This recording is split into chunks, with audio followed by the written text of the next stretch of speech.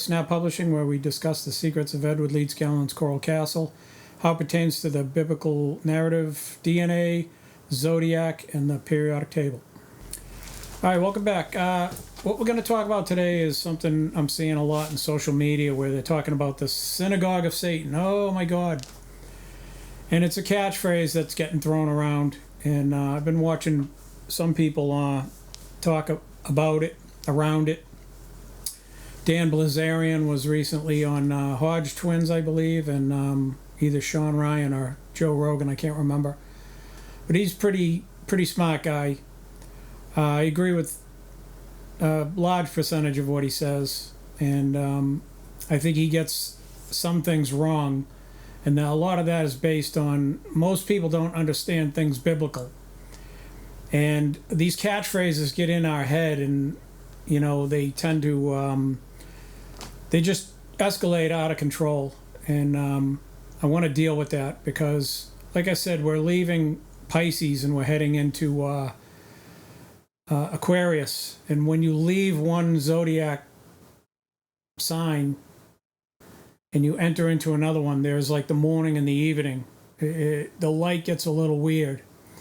So in these troublesome times, people go crazy, and it's important to be a voice of reason and tell people, hey, calm down, because this catchphrase people are throwing around, they're applying to Israel and all Jews in general, and that's very wrong. That term, Synagogue of Satan, applies to, you could say, a church of Satan. You could say a temple of Satan. You could say a college of Satan. You could say a political organization of Satan. It's all universal. There's people out there in these organizations that are evil. And I'll show you some scriptures, and you can read them for yourself, where in the book of Revelation, where Jesus is talking to John, and he starts talking about the 7 churches, and we're going to get very specific on that and why this doesn't pertain to the Jews in general.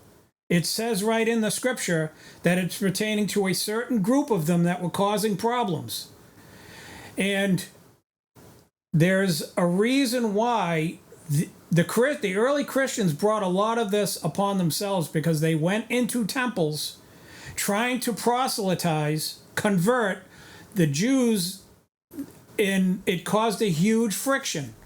The Jews just wanted to be left alone. Their religion wanted to stay away from Christianity, and these people were like, oh, but these people are sensitive to the new way, so we're going into their places of worship. You're going to cause problems.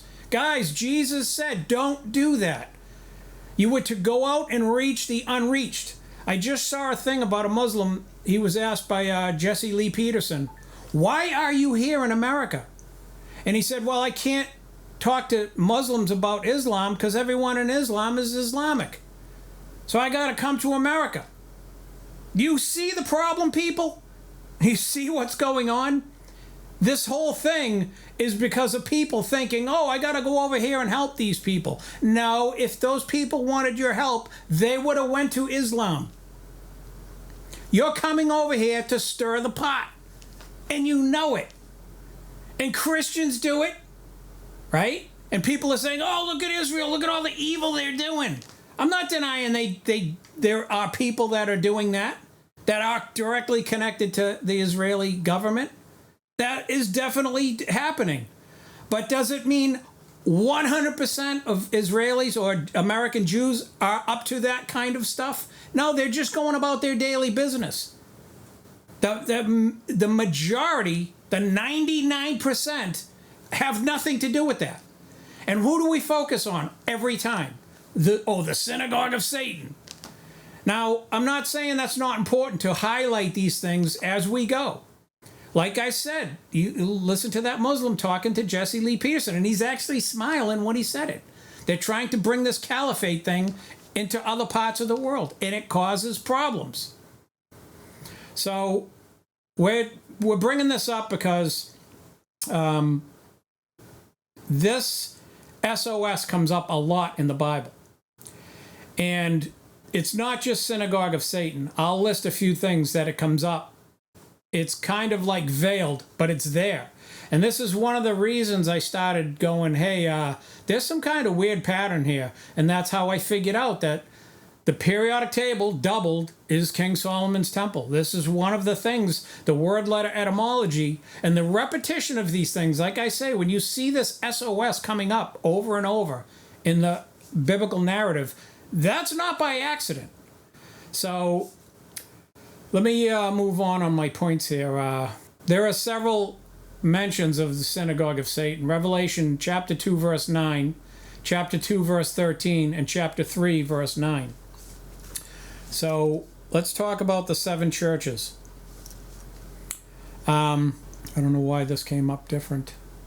But anyway, Ephesus, Smyrna, Pergamos, Thyatira, or Thyatira, Sardis, Philadelphia, and Laodicea.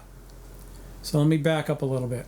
In the church of Ephesus, which is chapter 2, verse 1 of Revelation, there's a group in that church of Ephesus that were called the Nicolaitans. Those are people that say, oh, Jesus already came. The second coming has already come.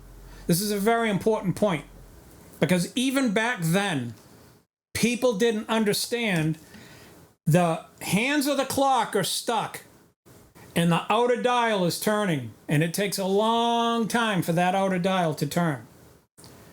And you got to know when you're going from Pisces to Aquarius back to the 12 o'clock position.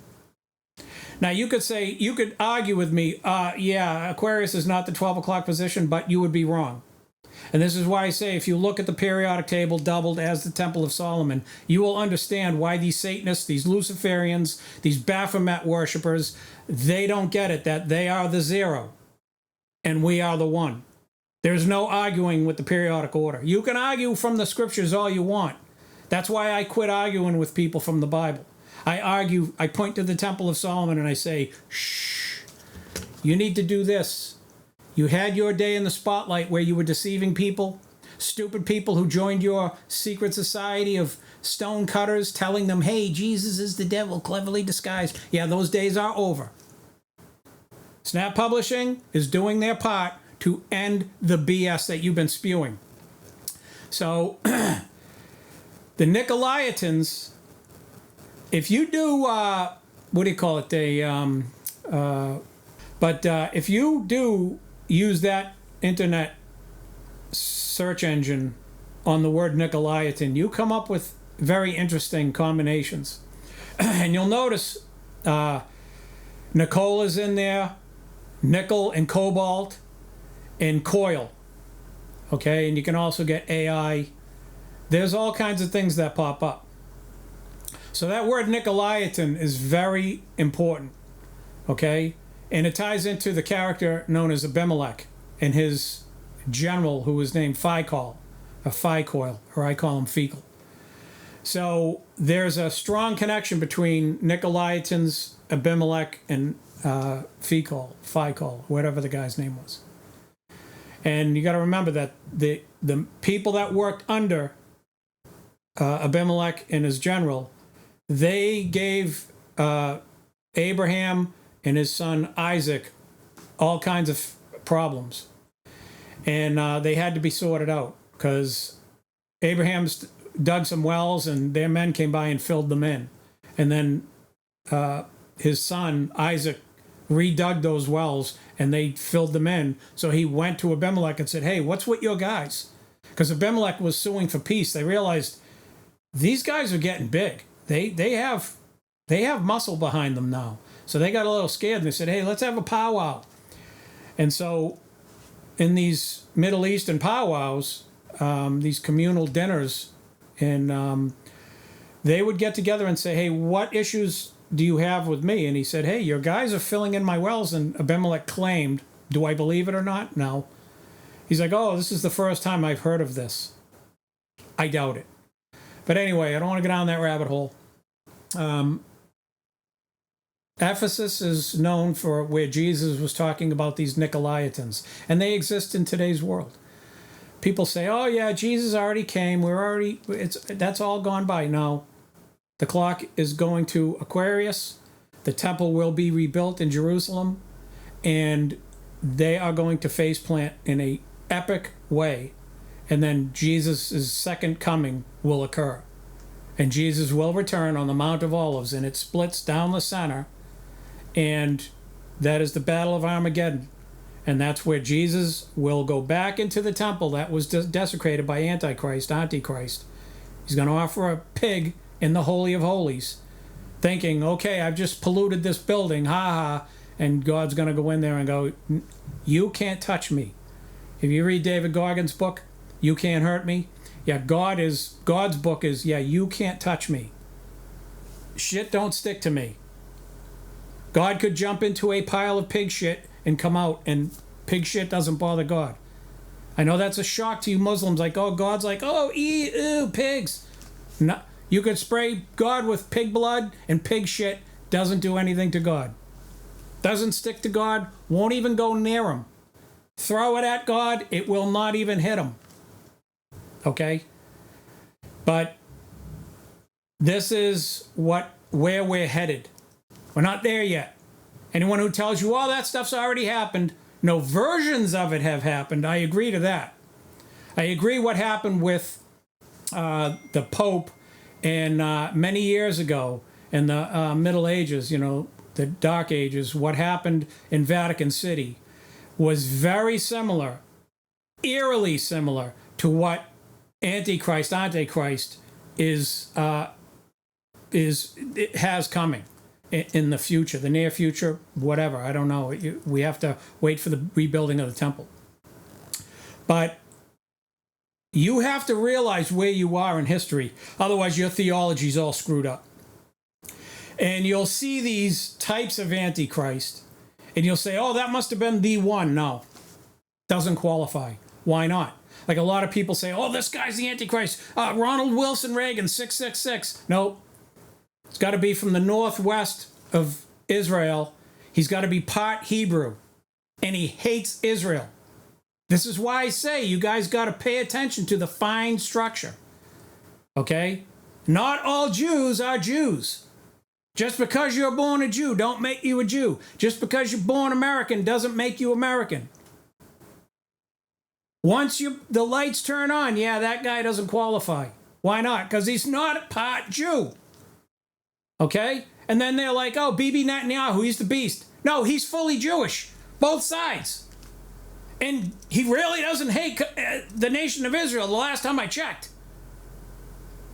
Definitely does not qualify. So you got to listen to the people who know how to dot the I's and cross the T's. I already showed you these, right?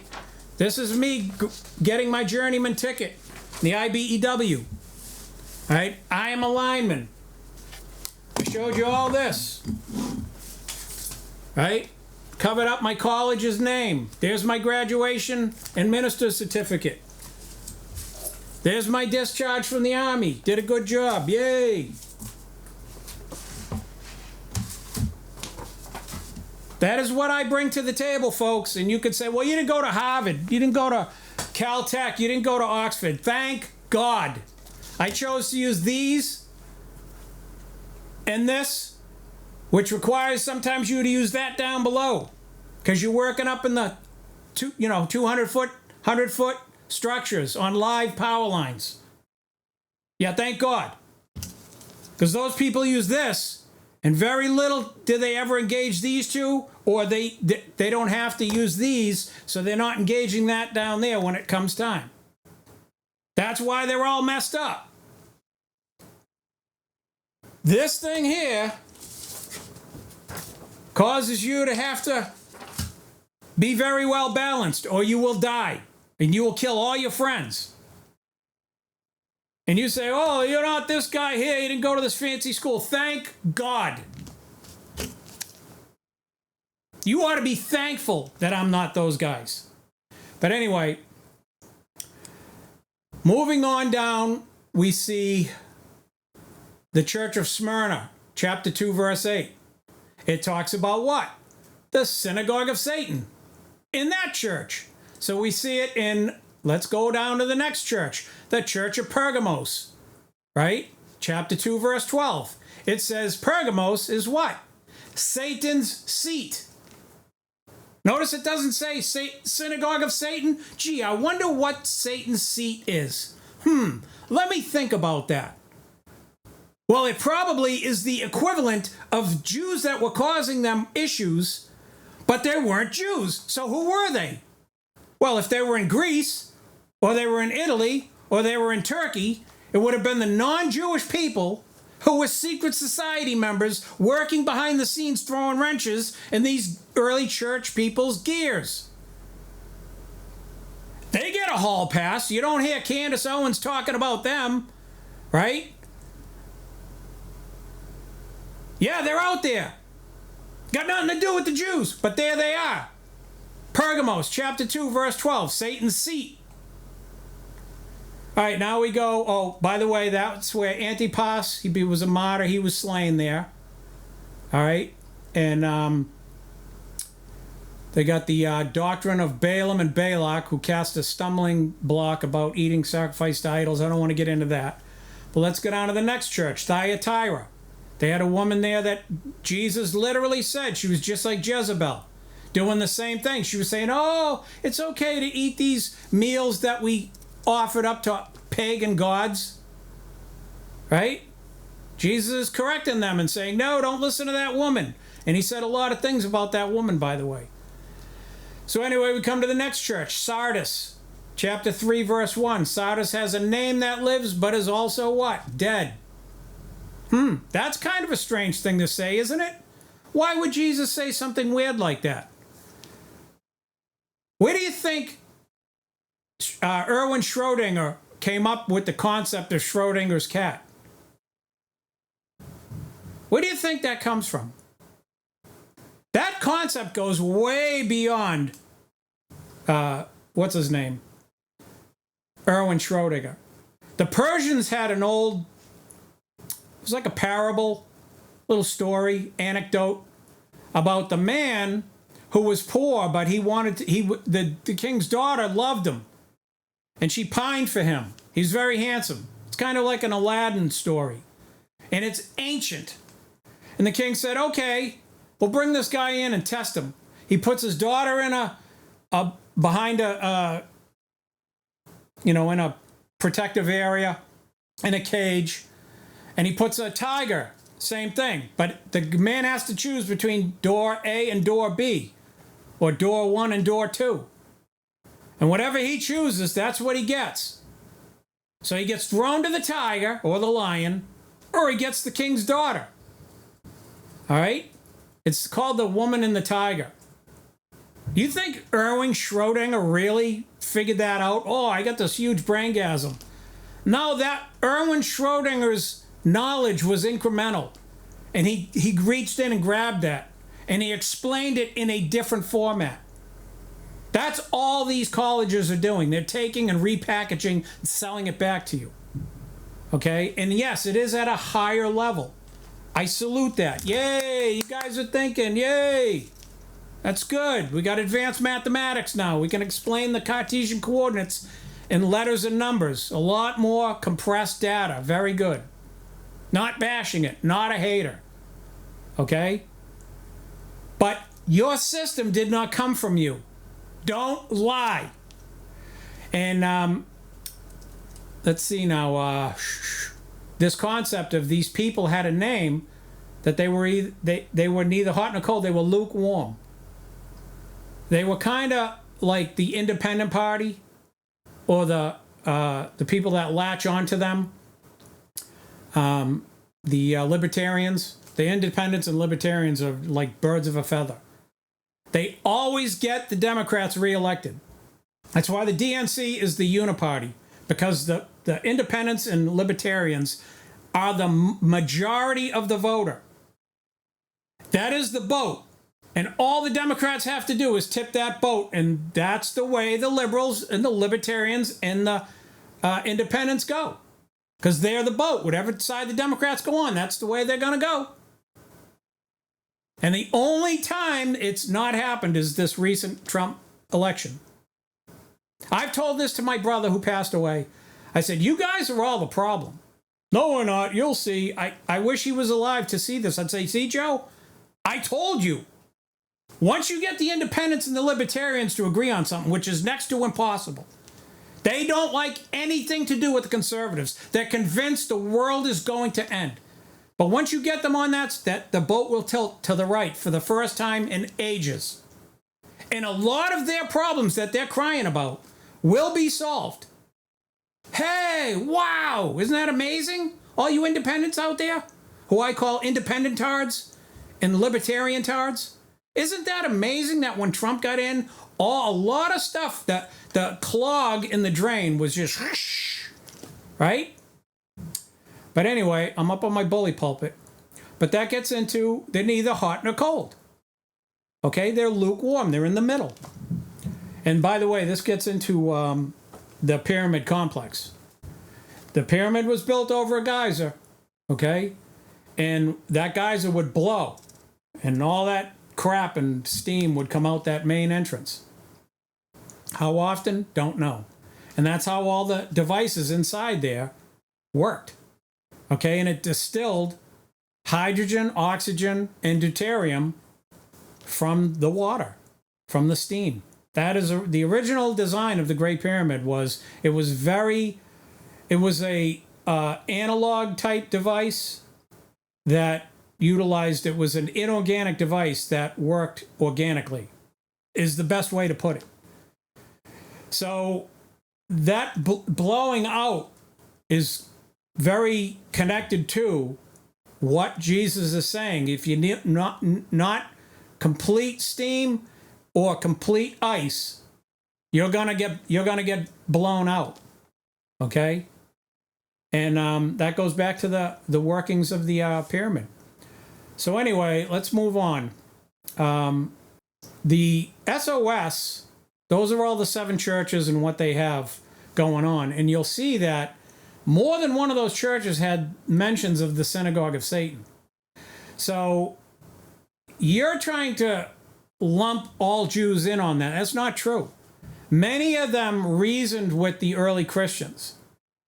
And the smart people reasoned outside of the temples and churches. They did it in the common areas, and they understood the commonalities and hashed them out outside of a religious setting. Okay, it was done without the building around them, which is holy ground to that culture. That's why Jesus said, don't go into their temples. Don't go into people's churches. Don't go into their synagogues. Don't do that. You can talk to people, but don't do it in that church setting. It always ends up in disaster. I mentioned earlier in a different video about how the Jews, the Hebrews, the offspring of Joseph and the Egyptians, they couldn't dine together.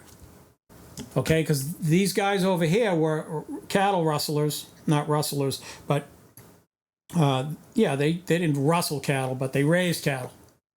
They were herdsmen. And these over here were refined people, high society. And they didn't dine together. They were considered unclean. These people considered themselves clean. And it says the reason was the Egyptians considered it an abomination. Look at that word, A-bomb, a nation. Yeah, shooting A-bombs at each other. Oh, I don't like you, you're unclean. Boom. That is what that word means. You break down the word letter etymology of that ancient scripture. It's predicting the day where we would drop atomic bombs on one another. Look me in the eye, I'm not kidding. Reread that scripture. Egyptians, by the way, Egypt, I told you, it's E-. It's the electron. Egypt literally means the electron. That's why the Pharaoh had electrum, silver and gold, coating a lot of things, clothing, his chariot, electrum. Because Egypt represented the electron. That's what the obelisks, what are these mysterious obelisks? They discharged static electricity that was zapping all these people back in the day that were wearing a lot of gold. They wanted to walk into their house and grab their kid without getting blasted. So they were using that desert static electricity to discharge, or using those structures. Okay? It's not hard. Same thing with the Hebrew priests, the Levites. They wore special clothes. They had special procedures. The floor leading into the temple had wood inlaid in the stone. Why do you think that was? Because if they had all stone going into that temple, wearing those golden garments, they would have been blasted out backwards. The Ark of the Covenant in there was a very powerful device.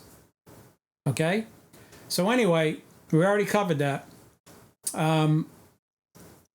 The S.O.S. pops up a lot. Sinews of stones. Job, chapter 40, verse 17. By the way, that covers what's called, it says, you have fenced me. That gets into when you read in the Old Testament about these enemies of the Jews, that they were kicking their rear ends. The enemies ran into fenced cities and walled cities. That's connected to this verse and chapter and verse. Job 10 and 11. S.O.S, sides of ship. That's Jonah 1:5. Where did Jonah go? Into the sides of the ship. That's where he went to sleep. And they found him down there when they were in the tempest, and they were throwing everything overboard to save themselves from sinking. And the man said, "Oh, sleeper, what are you doing here?" And he confessed. He goes, "Oh, I pissed God off," and they had to throw him overboard. Okay? So the sides of ship are connected to Synagogue of Satan. And I'm going to go down the list. Ready? Speed of sound. Connected. Saul is speed of light. King Saul is connected to the speed of light. But there's S.O.S, which is speed of sound. Okay? Or King Saul could also be a solid mass, or salt, sodium. That's where Saul, S-A-U-L, and Paul and Saul, that would be the sugar of sugar phosphate, right? So we've already covered that. I don't want to get into that. There's a lot to unpack on that. But anyway, you go to Song of Solomon, chapter 1, verse 11. And whenever you see that 111 in the Bible, pay attention. Studs of silver in that scripture. The studs of silver are the horses' reins. Okay, there were studs of silver in the reins. I told you, in that version of the periodic table, I show you Pharaoh riding in his chariot. It's the periodic table. And the horses are the, what do you call it? The alkali earth metals, alkali metals at the very end of the, and he's in the holy place in the Holy of Holies. He represents what? Noble gases. And if you look at the diagonal, semi-metal diagonal, that poor metals is the chariot. The semi-metal diagonal is the separation between Pharaoh, who is the non-metals. Okay, that makes the horses the D block elements, which are all metallic, and the alkali earth metals. Okay, so we've already covered it. Don't want to get on that road. Studs of silver, seed of Satan, Pergamos, we already covered it. Spear of staff, like a weaver's beam. That's 1 Samuel chapter 17, verse 7. That's describing Goliath. Okay, his staff. Okay. Secret places of stairs. We already covered that in a previous video. Song of Solomon, chapter 2, verse 14. Servant of Saul. This comes up. Someone says, ye are servants of Saul. So you got servants of Saul is S.O.S. Servants of David is S.O.D. Do you think that has to do with Sodom and Gomorrah? Yes, it does. But Sodom and Gomorrah, that's a bad thing. It's sodium and gamma rays. They're connected. Once you realize that the Bible has got to do with chemistry and advanced mathematics and periodic order, yes. Once you realize these connections and you're able to connect those dots and make lines, pretty soon you got a picture. Hey, look at that. It's starting to form something. Servant of Saul. One of them was Abner. 1 Samuel 14:50. Chapter 14, verse 50. Zebah was another one. 2 Samuel chapter 9, verses 1 through 4. And then there was Doeg, the chief herdman. 1 Samuel chapter 21, verse 7 through 22:22. Chapter 22, verse 22. There I go again. 2222. Susquehanna 2222. Old Three Stooges joke. By the way, Abner, Doeg, and Zebah are DNA. There it is again. Zebah, turn the Z, you got the N. Guys, it's right there. This is the nose on your face. It's slipped in there over and over again. And once you realize, yeah, wow, how is that possible? I can't tell you. This is why I believe that people are like, oh, the Masonic Order was behind the Bible. There is no way. There's no way. They can claim that, and I'm sure they do. I'm sure they've got people by the nose. Oh, hey, we wrote your book. No way, dude. Ain't no way. I'm buying it. So, and this is why, like I say, you got these three characters, main guys around Saul. And I can show you, if you look on the side of the temple, I have the 5, 6, and 7. This comes up in where David was missing. Saul sat down. Abner, his general, sat down. David was missing. And it says Jonathan rose up. So how many characters is that? It's 4. You look outside the Temple of Solomon, the periodic table, you got the 5, 6, and 7. Those are the measurements of the outer classrooms that existed outside the temple itself. They went, some people say there were 3 along the edges on either side, and others say no, there was 1, 2, 3, whatever. I'm telling you that they're 5 cubits, 6 cubits, and 7 cubits. And this plays heavily into that scene where David told Jonathan said, hey, my dad's going to kill you. Don't show up. He's going to hit you with a javelin. So David's like, all right, I got to head out. And he had to explain, I'll just tell him you went to Jesse, your father, and you had a family function. And then Saul got so mad, what he tried doing? He tried killing his own son because he knew Jonathan and David were buddies.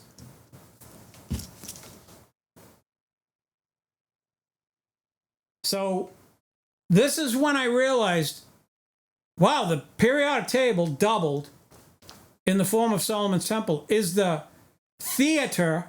It's the place where all the actors come out and the scenery changes. But the theater never changes. Ta-da! It's the source code David Wilcock was searching for when he wrote the book, the Source Code Investigations, or I can't remember the name of it. Pardon me, David. I'm sorry. It was an excellent book. But highly recommend that book. Covers a lot of anomalies that academia, who I call academics, they try, oh, we debunked that. No, you didn't. You're a liar. You did not debunk Malcolm Bendel. That was a lie. I've already talked about that in a previous video. I saw Malcolm Bendel when it was dial-up internet. And a few weeks went by and I'm like, what happened to that guy? And oh, we debunked him. No, they didn't. He went into hiding. He's back out now and it's public. They've been lying to you. You could take exhaust from an internal combustion engine and clean it up. And they don't want you knowing this because you'll go, hey, wait a minute. Doesn't this change the laws of thermodynamics? Yes. The way they're teaching it is bullshit. These colleges that are lockstep, rigid, firm, destroy anybody who questions it. They're lying to you, and they know it. And that's what all these sightings of these alien vehicles, these under the ocean bases, yeah, they're all ours. And they can't explain it without getting into the Bible and admitting, hey, the devil is the devil and God is God. There's no connection. That's their sacred cow. They will die on that hill. That's why they tell guys like Flint Dibble, go sweep off some pot shards from the king's chamber pot and go, oh wow, look, a pot shard. A shard from King Rootin' Tootin'. Woo! But don't dig under that big building. Don't expose those huge columns under them big ass buildings. And when you do, don't worry, we got plan B coming up. Oh, aliens did it. It says it was built without hands. HDNA, hand. Hands. It was built without hate DNA. Built without hydrogen. No H1, no H2, no H3.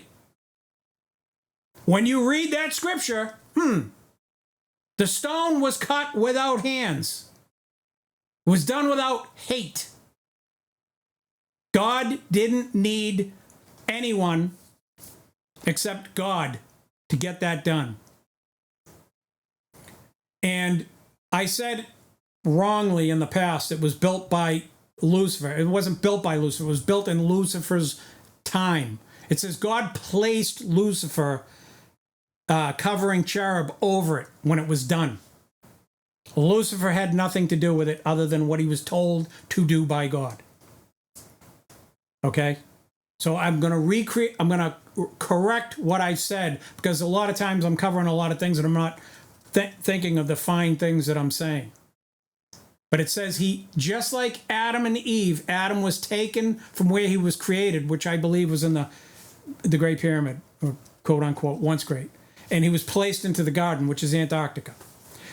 Eve and the kids were born in Antarctica, but Adam was not from there, because Antarctica represents blue light.